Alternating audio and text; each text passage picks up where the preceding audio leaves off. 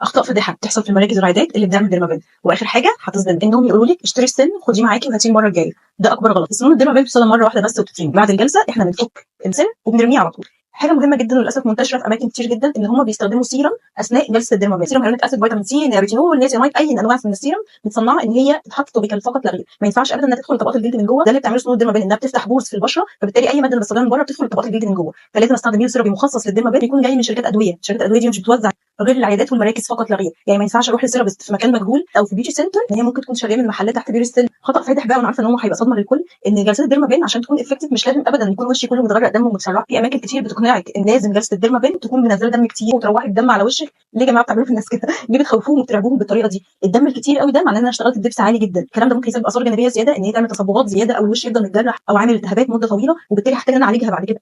جلسه الديرمابين بتكون افكتيف لما بس بتطلع نقط دم بسيطه جدا او بس الوش يحمر شويه.